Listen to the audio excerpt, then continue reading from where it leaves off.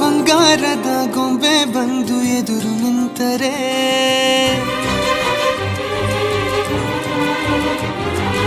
ಎಳೆ ಹುಡುಗನ ಹೃದಯವೀಗ ಸೋಲಲಾರದೆ.